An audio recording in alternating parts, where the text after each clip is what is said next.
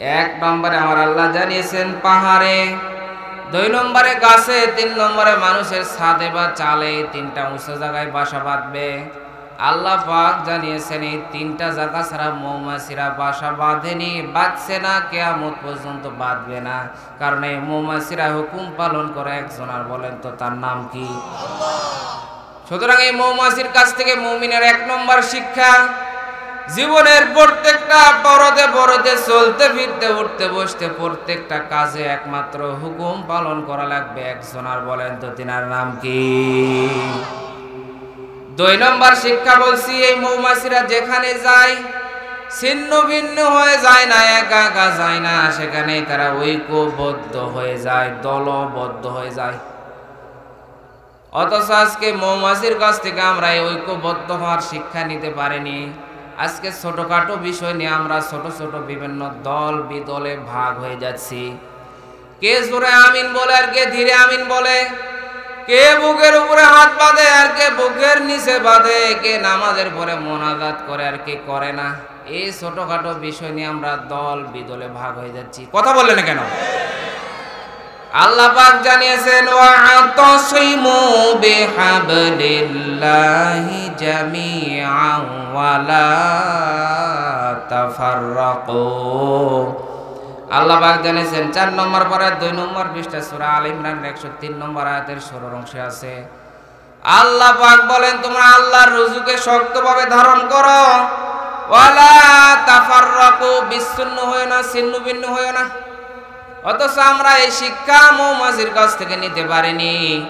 কে জোরে আমিন বলে আর কে ধীরে আমিন বলে এই নিয়ে মারামারি বলেন তো আপনাদের এলাকায় আছে না নাই? আছে মানে কি? যশোরে একবার মারামারি হচ্ছে, কে নামাজের পরে জোরে আমিন আর ধীরে আমিন। ওরে আল্লাহ, তুমুল মারামারি শুরু হয়েছে। একটা শ্বশুর তার জামাইয়ের বাড়িতে যাচ্ছে মিষ্টি নিয়ে, হঠাৎ করে একটা লাঠিয়াল বাহিনী এসে বলে, বলেন আপনি জোরে আমিন না ধীরে আমিন? এখন চিন্তা করে আল্লাহ, জোরে যদি বলি তাহলে ধীরের লোক তো পেছনে আছে, মার ধরলে বা বিপদ আছে, বলেন আছে না নেই? তিনি কায়দা করে বলে আমি জোরেও না ধীরেও না, আমি নামাজই পড়ি না। সুতরাং আজকে মুসলমান নামাজ পড়ে না, দিন থেকে তারা বেদিনের দিকে চলে যাচ্ছে, এটা নিয়ে মাথা ব্যথা নেই। জোরে আমিন না ধীরে আমিন, নামাজের পরে হাত তুলে মোনাজাত করে না করেন, এটা নিয়ে মারামারি শুরু হয়েছে। ওনারা সব খায়, কিছু খায় না, আর আমরা কিছু খাই না, সব খায়। এটা হচ্ছে না দেখার কারণে। কারণ একটা প্রবাদ আছে, দেখতে না পারলে হাঁটন বাঁকা। আছে না আপনাদের এলাকায়? সম্মানিত উপস্থিতি, যারা জুমার নামাজ কমপক্ষে পড়তে জানে, আয়াতটা পরিচিত কেন? সানি খুতবা ইমাম সাহেব তেলাওয়াত করে, ইন্নাল্লাহা ইয়া'মুরু বিল আদলি ওয়াল ইহসানি ওয়া ইতাইযিল কুরবা ওয়া ইয়ানহা আনিল ফাহশাই ওয়াল মুনকারি ওয়াল বাগই ইয়া'iদুকুম লা'আল্লাকুম তাযাক্কারুন ফাযকুরুনি আযকুরুকুম ওয়াশকুরুলি ওয়া লা তাকফুরুন। দাঁড়িয়ে কাতার সোজা করি, সামনে কাতার পূরণ করি, মোবাইল ফোন বন্ধ করি। শুনছেন না শোনেন নাই? এই আয়াতটা পরিচিত আয়াত। তবে আয়াত পরিচিত হলে কি হবে, শুধু আমরা এই আয়াতটাই শুনি, কিন্তু এর ব্যাখ্যা তর্জমা শুনি না, অনেক ইমাম করেও না। কারণ এই আয়াতের সঠিক ব্যাখ্যা যদি কোনো ইমাম করে, তাহলে 2 সপ্তাহ হয়তো তাদের চাকরি থাকবে না। কি কথা বললেন না কেন? আমি আসার সময় চিন্তা করলাম, কোথায় আমার বাড়ি? 400-450 কিলোমিটার দূরে নওগাঁতে আমার বাড়ি। আমি তো এই বরিশালের ইমাম না, চাকরি যাওয়ার কোনো সম্ভাবনা আমার নেই। এজন্য চিন্তা করলাম এই আয়াত থেকে আলোচনা করি, যাওয়াই হোক। থাকবেন তো ইনশাআল্লাহ? আল্লাহ পাক বলেন, ইন্নাল্লাহা ইয়া'মুরু বিল আদলি ওয়াল ইহসান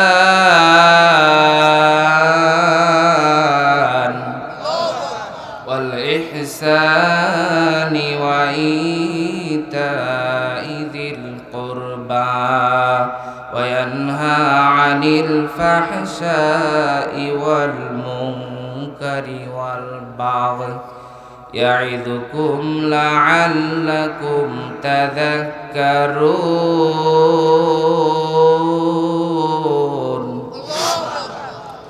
14 নম্বর পারা 16 নম্বর পৃষ্ঠা সূরা আন-নাহলের 90 নম্বর আয়াত। তাফসিরে মাজহারি আল্লামা সানাউল্লাহ পানিপতি রহমতুল্লাহ আলাইহি বলেন, কোন আয়াত থেকে আলোচনা শুনতে হলে, তাফসীর শুনতে হলে 5টি বিষয় লক্ষ্য রাখা লাগবে। 1 নম্বরে শুদ্ধ তেলাওয়াত, 2 নম্বরে মাতৃভাষায় অর্থ, 3 নম্বরে ঐতিহাসিক প্রেক্ষাপট বা শানে নজুল, 4 নম্বরে বাস্তব ব্যাখ্যা, আর 5 নম্বরে ওই আয়াত থেকে শিক্ষা নিয়ে আমাদের বাড়ি দেওয়া লাগবে। এই 5টি বিষয় এখানে আলোচনা হবে। এই আলোচনাগুলো শুনে বাস্তব জীবনে আমল করবেন তো ইনশাআল্লাহ। সম্মানিত উপস্থিতি, এই আয়াতের শানে নজুলে এসেছে আকসাম ইবনে সাইফি, মক্কার একজন বড় নেতা, বড় লিডার। আল্লাহর নবী যখন কোরআনের এই মিশন নিয়ে দাওয়াত দেওয়া শুরু করলেন, আল্লাহর নবী বিশ্ব নবী যখন কোরআনের দাওয়াত দেওয়া শুরু করলেন, দাওয়াত দেওয়ার এক পর্যন্ত আল্লাহর নবী ছিলেন আল আমিন আস-সাদিক, সত্যবাদী, সবার ভালো মানুষ। কিন্তু আল্লাহর নবী যখন এই কোরআন দিয়ে দাওয়াত দেওয়া শুরু করলেন, লাত, মানাত, উজ্জা, গাছের পূজা, মাছের পূজা, সূর্যের পূজা থেকে তিনি যখন ঘোষণা দিলেন, না আমি এগুলো একটাও মানি না, লা ইলাহা ইল্লাল্লাহ, সাথে সাথে আল্লাহর নবীর উপরে বিভিন্ন নির্যাতনের স্টিম রোলার শুরু হয়ে গেল। আকসাম ইবনে সাইফি একজন বড় নেতা, বড় লিডার। তিনি যখন নবীর কথা শুনতে পেলেন, তখন তিনি চিন্তা করলেন, কি গো, এই মানুষটা আমার এলাকায় নবী বলে দাবি করে, আমার একটু খোঁজ খবর নেওয়া দরকার। কিন্তু আমি এত বড় নেতা, এত বড় লিডার, আমি যাব না। প্রতিনিধি দলের সদস্য কয়েকজনকে পাঠিয়ে দিলেন প্রতিনিধি করে। আল্লাহর নবী বিশ্ব নবীর দরবারে আকসাম ইবনে সাইফির প্রতিনিধি দলের সদস্যরা চলে গেল।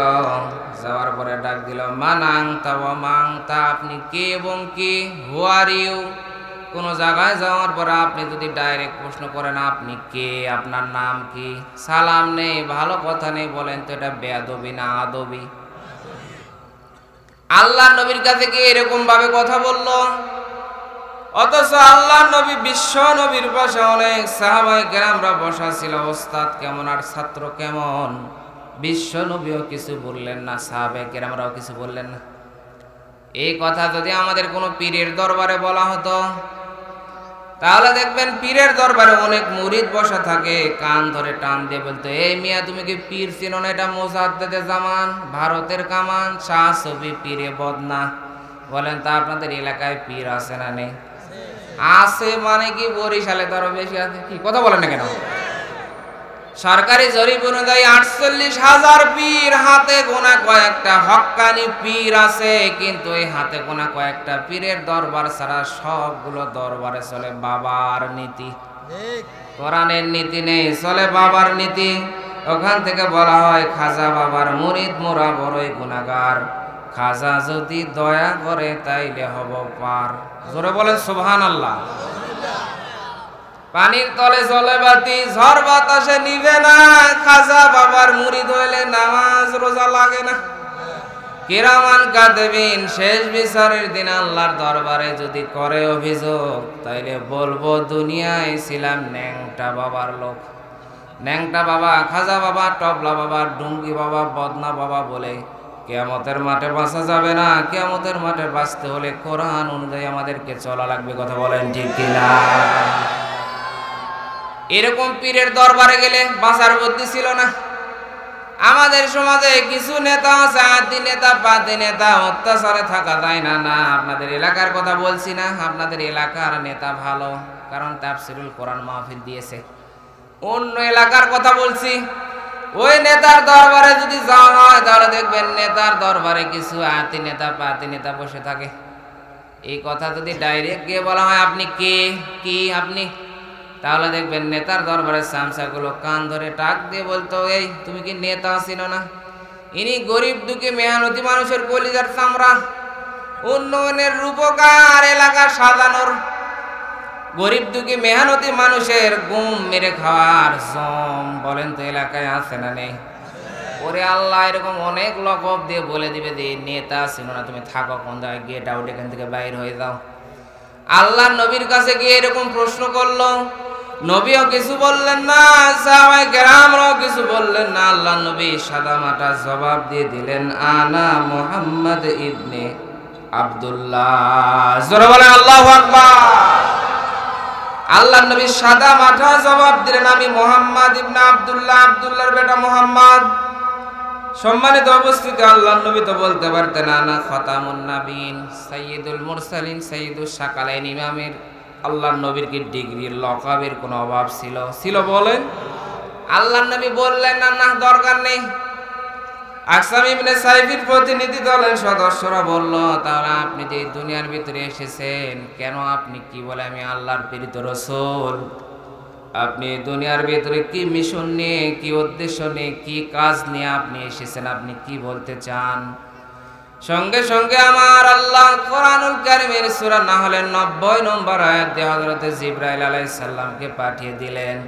হযরতে জিবরাইল আলাইহিস সালাম বিশ্ব নবীর কানে কানে যখন সূরা নাহলের 90 নম্বর আয়াত শুনিয়ে দিলেন, আল্লাহর নবী যখন আকসাম ইবনে সাইফির প্রতিনিধি দলের সদস্যদের সামনে তেলাওয়াত করলেন, আল্লাহর নবী তেলাওয়াত শোনার সঙ্গে সঙ্গে আকসাম ইবনে সাইফির প্রতিনিধি দলের সদস্যরা কালেমা পড়ে মুসলমান হয়ে গেল। আল্লাহর নবীকে বলল, ইয়া রাসূলুল্লাহ আরো কয়েকবার পড়েন। আল্লাহর নবী কয়েকবার বলল, পড়ার কারণে তাদের মুখস্থ হয়ে গেল। চলে গেলেন আকসাম ইবনে সাইফির দরবারে। ডাক দিয়ে বলল, তোমরা যে গেলে কি দেখলে?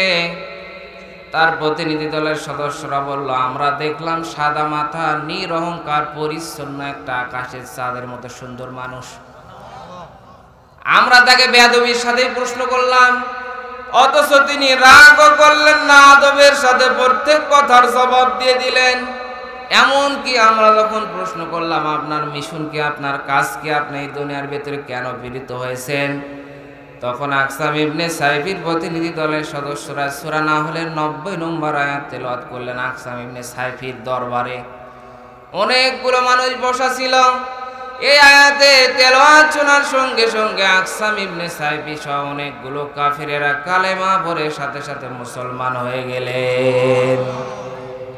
আকসাম ইবনে সাইফি বলে, এই মানুষ তো ভালো কথা বলে। সম্মানিত উপস্থিতি, যেই আয়াতগুলো তেলাওয়াত শুনে এত বড় বড় কাফেররা মুসলমান হলো, বলেন তো এই আয়াত থেকে আলোচনা শোনার দরকার আছে না নাই? সূরার নাম সূরাতুন নাহাল। নাহাল মানে কি? নাহাল মানে সবাই বলেন। আর নাহাল মানে মৌমাছি। আমার আল্লাহ কোরআনের ভিতরে মৌমাছির নামে সূরা দিয়েছেন, হাতির নামে সূরা দিয়েছেন, পিপিলিকার নামে সূরা দিয়েছেন। একবারও কি আপনি চিন্তা করেছেন আমার আল্লাহ এত কিছু থাকতে কেন হাতির নামে, পিপিলিকার নামে, মৌমাছির নামে কেন আমার আল্লাহ সূরা দিলেন? বলেন তো কারণ আছে না নাই? সম্মানিত উপস্থিতি, আল্লাহ পাক কেন মৌমাছির নামে সূরা দিলেন? কারণ এই মৌমাছির কাছ থেকে মুমিনরা অনেক কিছু শিখতে পারে, শিক্ষা নেওয়ার আছে। আর যারা মুমিন হবে তাদের চরিত্র হবে মৌমাছির মতো। আমরা দুই ধরনের মাছি দেখতে পাই, একটা মৌমাছি আর একটা গুয়ে মাছি। আমাদের এলাকায় গুয়ে মাছি বলে, আপনার এলাকায় কি মাছি বলে? ওই যে গুয়ে পড়ে, নর্দমায় পড়ে, খারাপ খারাপ জায়গায় পড়ে, ওটাকে বলে গুয়ে মাছি। সম্মানিত উপস্থিতি, মুমিন যারা তাদের চরিত্র হবে মৌমাছির মতো, আর কাফের মুনাফিক বেঈমান যারা তাদের চরিত্র হবে গুয়ে মাছির মতো। মৌমাছির কাছ থেকে মুমিনরা কমপক্ষে 60টি শিক্ষা নিতে পারে। তাফসীর থেকে লিখে নিয়ে এসেছি, আপনারা কি রাগ করতেছেন নাকি? 1 নম্বর শিক্ষা বলছি, এই মৌমাছিরা একমাত্র কেবলমাত্র হুকুম পালন করে আমার আল্লাহর। কোরআনে কারীম জানিয়েছে, ওয়াউহা রাব্বুকা ইলান নাহলি আনিত্তাখিযি মিনাল জিবালি বুয়ুতাও ওয়া মিনাশ শাজারি ওয়া মিম্মা ইয়া'রিশুন।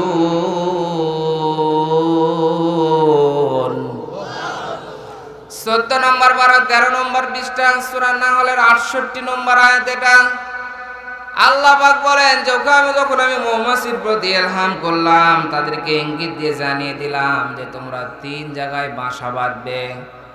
1 নম্বরে আমার আল্লাহ জানিয়েছেন পাহাড়ে, 2 নম্বরে গাছে, 3 নম্বরে মানুষের ছাদে বা চালে, 3টা উঁচু জায়গায় বাসা বাঁধবে। আল্লাহ পাক জানিয়েছেন এই তিনটা জায়গা ছাড়া মৌমাছিরা বাসা বাঁধেনি, বাঁধছে না, কিয়ামত পর্যন্ত বাঁধবে না। কারণ এই মৌমাছিরা হুকুম পালন করে একজন, আর বলেন তো তার নাম কি? সুতরাং এই মৌমাছির কাছ থেকে মুমিনের 1 নম্বর শিক্ষা, জীবনের প্রত্যেকটা পরতে পরতে চলতে ফিরতে উঠতে বসতে প্রত্যেকটা কাজে একমাত্র হুকুম পালন করা লাগবে একজন, আর বলেন তো তিনার নাম কি? 2 নম্বর শিক্ষা বলছি, এই মৌমাছিরা যেখানে যায় ছিন্ন ভিন্ন হয়ে যায় না, একা একা যায় না, সেখানে তারা ঐক্যবদ্ধ হয়ে যায়, দলবদ্ধ হয়ে যায়। অথচ আজকে মৌমাছির কাছ থেকে আমরা এই ঐক্যবদ্ধ হওয়ার শিক্ষা নিতে পারিনি। আজকে ছোটখাটো বিষয় নিয়ে আমরা ছোট ছোট বিভিন্ন দল বিদলে ভাগ হয়ে যাচ্ছি। কে জোরে আমিন বলে আর কে ধীরে আমিন বলে, কে বুকের উপরে হাত বাঁধে আর কে বুকের নিচে বাঁধে, কে নামাজের পরে মোনাজাত করে আর কে করে না। এই ছোটখাটো বিষয় নিয়ে আমরা দল বিদলে ভাগ হয়ে যাচ্ছি। কথা বললেন না কেন? আল্লাহ পাক জানিয়েছেন ওয়া'তাসিমু বিহাবলিল্লাহি জামিআন ওয়া লা তাফাররাকু। আল্লাহ পাক জানিয়েছেন 4 নম্বর পারা 2 নম্বর পৃষ্ঠা সূরা আল ইমরান 103 নম্বর আয়াতের 16 অংশে আছে। আল্লাহ পাক বলেন তোমরা আল্লাহর রুজুকে শক্তভাবে ধারণ করো, ওয়া লা তাফাররাকু, বিচ্ছিন্ন হয়ো না, ছিন্ন ভিন্ন হয়ো না। অথচ আমরা এই শিক্ষা মৌমাছির কাছ থেকে নিতে পারিনি। কে জোরে আমিন বলে আর কে ধীরে আমিন বলে নিয়ে মারামারি বলেন তো আপনাদের এলাকায় আছে না নাই? আছে মানে কি? যশোরে একবার মারামারি হচ্ছে, কে নামাজের পরে জোরে আমিন আর ধীরে আমিন। ওরে আল্লাহ, তুমুল মারামারি শুরু হয়েছে। একটা শ্বশুর তার জামাইয়ের বাড়িতে যাচ্ছে মিষ্টি নিয়ে, হঠাৎ করে একটা লাঠিয়াল বাহিনী এসে বলে, বলেন আপনি জোরে আমিন না ধীরে আমিন? এখন চিন্তা করে আল্লাহ, জোরে যদি বলি তাহলে ধীরের লোক তো পিছনে আছে, মার ধরলে বা বিপদ আছে, বলেন আছে না নেই? তিনি কায়দা করে বলে আমি জোরেও না ধীরেও না, আমি নামাজই পড়ি না। সুতরাং আজকে মুসলমান নামাজ পড়ে না, দিন থেকে তারা বেদিনের দিকে চলে যাচ্ছে, এটা নিয়ে মাথা ব্যথা নেই। জোরে আমিন না ধীরে আমিন, নামাজের পরে হাত তুলে মোনাজাত করে না করেন, এটা নিয়ে মারামারি শুরু হয়েছে। আল্লাহ পাক জানিয়েছেন মৌমাছির কাছ থেকে মুমিন যারা, তাদের শিক্ষা হচ্ছে ঐক্যবদ্ধ থাকা লাগবে, মত পার্থক্য করা যাবে না, দল বিদলে বিভক্ত হওয়া যাবে না। 3 নম্বর মৌমাছিদের কাছ থেকে শিক্ষা হচ্ছে এই মৌমাছিরা যেখানেই যায় তাদের গন্তব্য ভুলে যায় না। এই মৌমাছিরা মধু সংগ্রহ করার জন্য 10 মাইল দূর পর্যন্ত চলে যায়। কয় মাইল বলেন? 10 মাইল দূর পর্যন্ত চলে যায়। অথচ আজ পর্যন্ত কোনো মৌমাছি তাদের বাসা, তাদের নির্দিষ্ট জায়গার অবস্থান তারা হারিয়ে ফেলে না, ভুলে যায় না, তাদের টার্গেট এত তীক্ষ্ণ থাকে। সুতরাং আমাদেরও আমাদের বাসা যেটা আমাদেরকে মনে রাখা লাগবে, কিন্তু না, আমরা এই মৌমাছির কাছ থেকে শিক্ষা নিতে পারিনি, আমাদের বাসা আমরা ভুলে গেছি। বলেন গেছি না দাইরে? এখন বলতে পারেন ওদের একটা কথা হলো ভুলেছি মানে ওয়াজ শেষ হবে আবার তো আমরা বাড়িতে চলে যাব, কেউ তো আমরা ভুলিনি না, এটা তো আমাদের আসল বাসা না, আসল বাসা হচ্ছে আমাদের জান্নাতে। কি কথা বললেন না কেন? وَقُلْنَا يَا آدَمُ اسْكُنْ أَنْتَ وَزَوْجُكَ الْجَنَّةَ وَكُلَا مِنْهَا رَغَدًا حَيْثُ شِئْتُمَا وَلَا تَقْرَبَا هَذِهِ الشَّجَرَةَ فَتَكُونَا مِنَ الظَّالِمِينَ।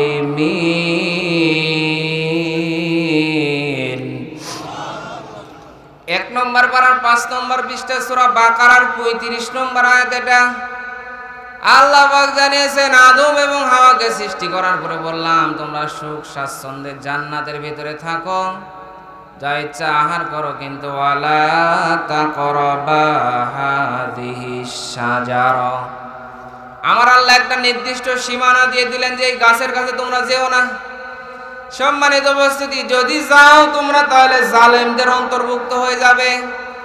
তার মানে আমাদের পিতা আদি পিতা হযরত আদম আর আমাদের মা হাওয়ার বাড়ি জান্নাতে। বাবা মার বাড়ি যদি জান্নাতে হয় তাহলে সন্তানের বাড়ি কোথায়? কি কথা বলেন না কেন? কিন্তু আমাদের বাড়ির কথা আমরা ভুলে গেছি। এই দুনিয়াতে আসার পরে 2 দিনের দুনিয়ার এই চাকচিক্যগুলো দেখে আমাদের বাড়ি, আসল বাড়ি জান্নাতের কথা আমরা ভুলে গেছি বলে না। মুমিন যারা হবে তাদের উদ্দেশ্য টার্গেট থাকবে আমার আসল বাড়ি জান্নাত, আমাকে যাওয়া লাগবে। সম্মানিত উপস্থিতি, এরপরে মাসিগুলো গন্তব্য ভুলে যায় না, এমনকি মাসিগুলো যে পরাগায়ন পদ্ধতি আমার আল্লাহ তাদেরকে দিয়ে করে নেয়। এই যে 1 বিঘা মাটিতে যদি সরিষার গাছ থাকে 5 লক্ষ, তাহলে 5 লক্ষ সরিষার গাছের যদি পরাগায়ন করা লাগতো তাহলে কমপক্ষে 20,000 শ্রমিক কাজে লাগানো লাগতো। 20,000 শ্রমিক লাগালে ওই জমি বেচে তো আপনাকে মজুরি দেওয়া লাগতো। আমার আল্লাহ কত মহব্বত করে ভালোবেসে মৌমাছির মাধ্যমে পরাগায়ন ব্যবস্থা আমার আল্লাহ তাআলা করেছে।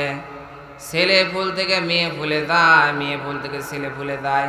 এই মিলনের মাধ্যমে আমার আল্লাহ তাআলা ফল ফুলের জন্ম দেয়। বিজ্ঞান প্রমাণ করেছে এই মৌমাছি নামক এই ছোট্ট প্রাণীগুলোকে আমার আল্লাহ যদি দুনিয়া থেকে উঠিয়ে নেয় তাহলে 70% ফল ফুল দুনিয়া থেকে বন্ধ হয়ে যাবে, হারিয়ে যাবে। তার মানে চিন্তা করেন এই মৌমাছির দাম কম না বেশি? এমনি তো আমার আল্লাহ এই মৌমাছির নামে সূরা দেয়নি। সম্মানিত উপস্থিতি, 4 নম্বর শিক্ষা বলছে মৌমাছিরা কোনোদিন নাপাক জায়গা, হারাম জায়গা, এগুলো জায়গায় তারা বসে না। কারণ আমার আল্লাহ হুকুম দিয়েছে মৌমাছি তোমরা যে মধু সংগ্রহ করো, তৈরি করো, এটা আমার মুমিন মুত্তাকি আশরাফুল মাখলুকাত তারা প্রাণ করবে জবান দিয়ে, মুখ দিয়ে। আমার আল্লাহ আপনার মুখকে অপবিত্র করবেন না। এজন্য মায়ের পেটের ভিতরে আমার আল্লাহ রাব্বুল আলামিন আপনার এই মুখটাকে সুরক্ষিত রেখেছিলেন। অথচ আজকে মুসলমান আমরা এই দুনিয়ার ভিতরে আসার পরে বিভিন্ন হারামের ভিতরে আমরা জড়িয়ে পড়েছি। বলেন তো সুদ ঘুষ আছে না নাই? আছে মানে কি? ব্রাক, আশা, ভরসা, নিরাশা, কালিদাস, বিভিন্ন এনজিওর ভিতরে আজকে মুসলমান আমরা ঢুকে গেছি, হারামখোর আমরা হয়ে গেছি। কিন্তু আমার আল্লাহ রাব্বুল আলামিন মৌমাছিদেরকে নিষেধ করেছে, যার কারণে কোনোদিন এরা নর্দমা, হারাম জায়গা, খারাপ জায়গায় বসে না। সম্মানিত উপস্থিতি, এবারে মৌমাছির 5 নম্বর শিক্ষা বলছি। মৌমাছিরা কঠোর পরিশ্রমী হয়। এতটাই পরিশ্রম করে বিজ্ঞান প্রমাণ করেছে এই মৌমাছিরা মধু যখন সংগ্রহ করতে যায়, আপনারা খেয়াল করবেন যখন এই মৌমাছিরা বিভিন্ন ফুলে পড়ে তখন দেখবেন এত দ্রুত তাদের পাখা নাড়ায়। বিজ্ঞান প্রমাণ করেছে একটা মৌমাছি 1 সেকেন্ডের ভিতরে 200 বার পাখা নাড়ায়। কতবার বলেন? 1 সেকেন্ডে 200 বার, 1 মিনিটে 12,000 বার মৌমাছিরা পাখা নাড়ায়। এই মৌমাছির কাছ থেকে মুমিনের শিক্ষা হচ্ছে আপনাকে কঠোর পরিশ্রমী হওয়া লাগবে। এই মৌমাছি তাদের গোটা জীবনে এত পরিশ্রম করে হাফ চামচ মধু তারা তৈরি করতে পারে। আর এই মৌমাছির কাছ থেকে অনেক কিছু শেখারও আছে। যেমন আজকে বিজ্ঞান প্রমাণ করেছে এই মৌমাছির কাছ থেকে, মৌমাছির ঘরগুলো দেখে দেখে কিন্তু বিভিন্ন সায়েন্স তৈরি হয়েছে, বিভিন্ন যে জ্যামিতি, ইঞ্জিনিয়ারিং, বিভিন্ন এগুলো আর্কিটেকচারাল এগুলো তৈরি হয়েছে। কারণ মৌমাছির বাসাগুলো হয় 6 কোণ। বিজ্ঞান মেপে দেখেছে তারা এতটাই সূক্ষ্মভাবে বাসা তৈরি করে যে একটা কোণের দূরত্ব আর একটা কোণ থেকে একবারে সমান, একটু বেশ কম নেই। সুবহানাল্লাহ বলবেন না? সম্মানিত উপস্থিতি, মৌমাছিরা কঠোর পরিশ্রমী হয়। সুতরাং আপনাকেও কঠোর পরিশ্রমী হওয়া লাগবে। যারা কাজ করে খায় তারা হচ্ছে আমার আল্লাহর বন্ধু। কিন্তু না, আমরা কাজ করি না, শুধু বসে থেকে খেতে পছন্দ করি। কথা বলেন ঠিক কিনা? 6 নম্বর শিক্ষা হচ্ছে পরবর্তী প্রজন্মের জন্য ভালো কিছু রেখে যায়। এরা মারা যায় কিন্তু পরবর্তী প্রজন্মের জন্য মধু নামক এই ভালো জিনিস রেখে যায়। এই মধুর উপকারিতা কত বেশি! বিজ্ঞান প্রমাণ করেছে কোনো ওষুধকে, কোনো মেডিসিনকে ভালো করার জন্য 2টা জিনিস ব্যবহার করা হয়, একটা হচ্ছে অ্যালকোহল আর একটা হচ্ছে মধু। তবে বিজ্ঞান প্রমাণ করেছে মধু যেই ওষুধে দেওয়া হয় ভালো রাখার জন্য, আর অ্যালকোহল দেওয়া হয় মধু দিলে বেশি দিন ওষুধটা ভালো থাকে। সুবহানাল্লাহ বলবেন না? সম্মানিত উপস্থিতি, 7 নম্বর শিক্ষা, শেষ শিক্ষা বলছি, একেবারে সংক্ষেপ করে বলতেছি যেহেতু আমার সময় একবারে কম দেওয়া হয়েছে। 7 নম্বর শিক্ষা বলছে মৌমাছিরা যেখানে যায় ঐক্যবদ্ধভাবে যায়। আর এই মৌমাছিদের বাসায় যদি কেউ আক্রমণ করে, ঢিল মারে, তাহলে তার খবর আছে। বলেন তো আছে না নাই? এই মৌমাছিরা কাউকে কিছু বলে না। কিন্তু এই মৌমাছির বাসায় যখন কেউ ঢিল মারে এরা বসে থাকে না, ঐক্যবদ্ধভাবে প্রতিরোধ করে। সুতরাং মুমিন যারা তাদের এখান থেকে শিক্ষা হচ্ছে ছোটখাটো বিষয় নিয়ে আমাদের মতভেদ থাকতেই পারে, কিন্তু এই মুসলমানের উপরে কেউ যদি আক্রমণ করে, এই ঢাল কামানের ঢাল হতে পারে, গুলি হতে পারে, বুলেট হতে পারে, পারমাণবিক বোমা হতে পারে, মুসলমানের উপরে কেউ যদি এই ঢেলগুলো মারে, কোনো মুসলমান বসে থাকবে না, ঐক্যবদ্ধভাবে তার প্রতিরোধ করবে। কথা বলেন ঠিক কিনা? আমরা এই মৌমাছির কাছ থেকে শিক্ষাগুলো নিতে পারি নাই।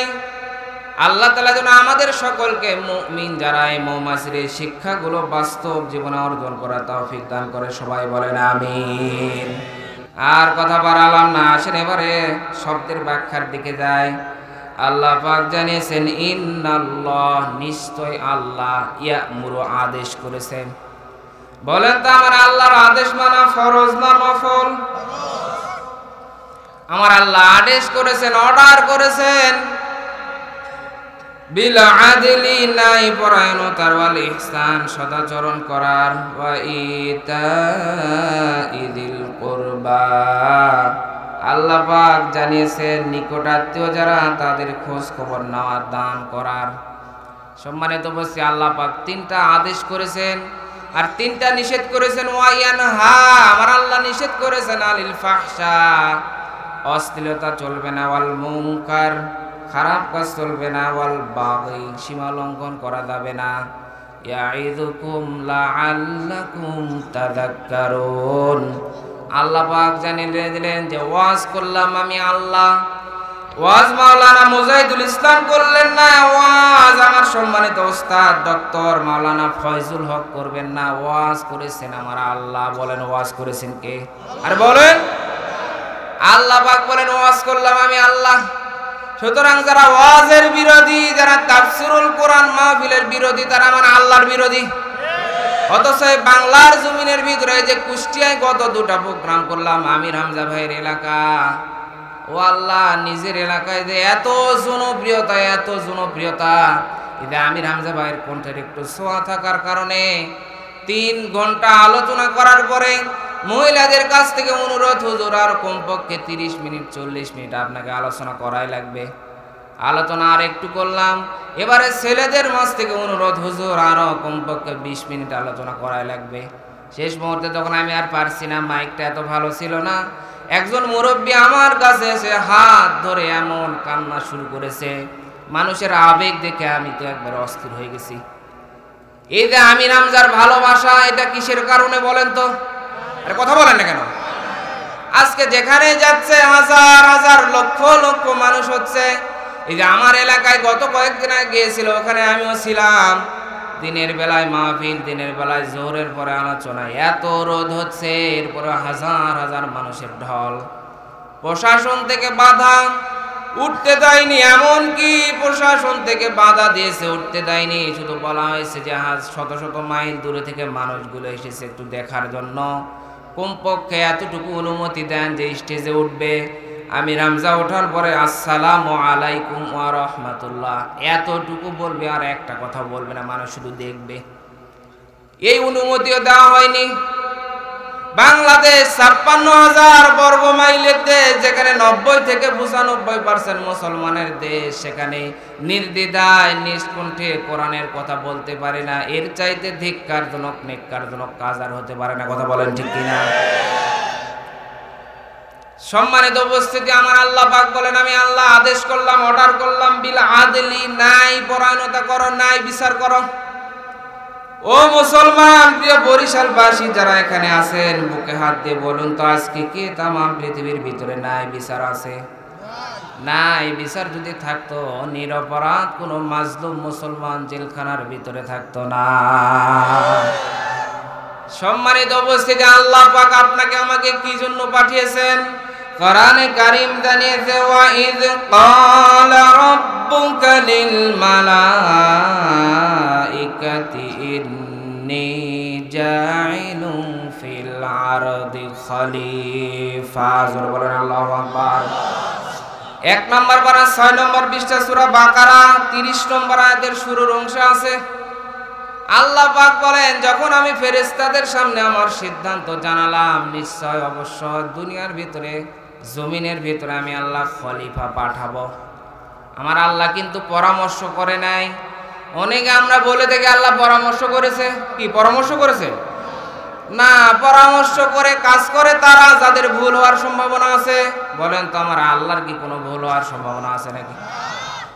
আমার আল্লাহকে পরামর্শ করে নাই, বাস্তব প্রমাণে আলেম আছে, জিজ্ঞাসা করেন। ইন্নি, নিশ্চয় অবশ্যই। আমার আল্লাহ সিদ্ধান্ত জানাচ্ছে আর ফেরেশতারা নিজেদের কাছ থেকে পরামর্শ দিচ্ছে।